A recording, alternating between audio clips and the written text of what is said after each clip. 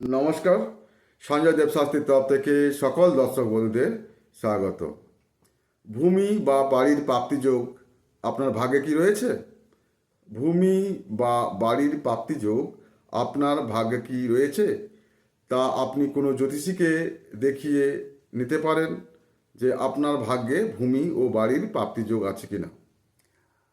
অনেকের টাকা রয়েছে বা অর্থ রয়েছে, কিন্তু এক টুকরো ভূমি কিনতে পারে না বাড়ি তৈরির জন্য। অর্থাৎ ভূমি বা বাড়ি সম্পূর্ণভাবে ভাগ্যে থাকতে হবে, না হলে এটা কোনো মতেই আপনি কিনতে পারবেন না। আপনার ভাগ্যে না থাকলে আপনি করতে পারবেন না ভূমি বা বাড়ি। তো চতুর্থ স্থানের অধিপতি যদি অষ্টমভাবে থাকে তাহলে উত্তম ভূমি ও বাড়ি লাভ হয়। কি বললাম? চতুর্থ স্থানের অধিপতি আপনার জন্মছকে চতুর্থ স্থানের অধিপতি যদি অষ্টমভাবে থাকে তাহলে উত্তম ভূমি ও বাড়ি লাভ হয়। দুই হচ্ছে, আপনার জন্মছকে চতুর্থ স্থানের অধিপতি যদি সপ্তমভাবে থাকে তাহলে স্ত্রীর দ্বারা প্রাপ্ত জমি বা বাড়ি লাভ হয়। জন্মছকে চতুর্থাধিপতি পঞ্চমভাবে থাকলেও জাতক জমির অধিকারী হয়ে থাকে। চতুর্থ স্থানের অধিপতি যদি স্বগৃহ তুঙ্গ বা উচ্চ ভাবযুক্ত হয় তাহলে জাতক শ্রেষ্ঠ বাড়ির মালিক হয়।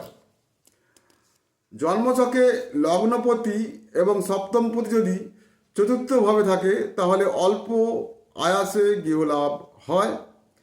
জন্মছকে চতুর্থপতি দশমে থাকলেও শনির দ্বারা দৃষ্ট হলে পুরনো বাড়ি লাভ হয়। জন্মছকে যদি লগ্নপতি ধন ও লাভাধিপতির সঙ্গে একত্রে যুক্ত হয় তবে জাতকের একাধিক গৃহের মালিক হয়। জন্মছকে যদি চতুর্থপতি এবং দশমপতি পরস্পর স্থান বিনিময় করে তাহলে অতুল ঐশ্বর্য ও বাড়ি হয়। চতুর্থপতি যদি ষষ্ঠভাবে থাকে তাহলে সম্পত্তি বা বাড়ির অধিকারী লাভের জন্য জাতককে বাদ বিবাদ ও মামলা মকদ্দমা জড়িত হয়ে পড়তে হয়, অথবা মাতুল পক্ষের বাড়ির মালিক অধিকার প্রাপ্ত হয়।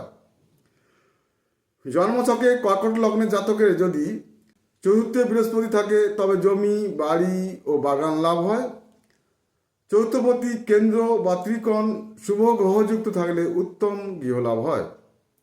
জন্মছকে কেন্দ্রে যদি নবম ধিপতি থাকে এবং চতুর্থপতি যদি স্বক্ষেত্রে বা মূল ত্রিকোণ থাকে তাহলে জাতক স্বল্প আয়াসে জমি বাড়ির মালিক হতে পারে।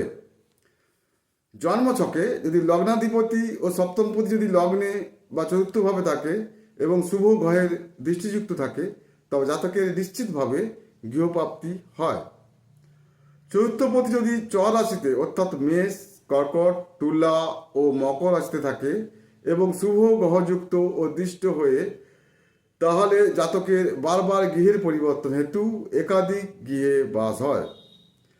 চতুর্থপতি যদি স্থির রাশিতে থাকে অর্থাৎ বৃষ, সিংহ, বৃশ্চিক বা কুম্ভ রাশিতে থাকে তবে জাতকের স্থায়ী ভবনে বাস হয়।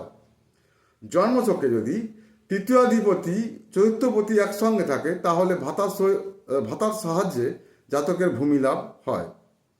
যদি চতুর্থাধিপতি তৃতীয় স্থানে এবং তৃতীয়াধিপতি চতুর্থ স্থানে অবস্থান করে তবে জাতক সহোদরকে স্বীয় ভবনের অধিকার দেয়। আপনারা জানলেন ভূমি বা বাড়ির প্রাপ্তিযোগ কিভাবে হবে। আপনার জন্মছক থেকে পাওয়া যাবে আপনার ভাগ্যে বাড়ি রয়েছে কি ভূমি রয়েছে, এগুলো দেখা যাবে। তো চ্যানেলটি সাবস্ক্রাইব করবেন।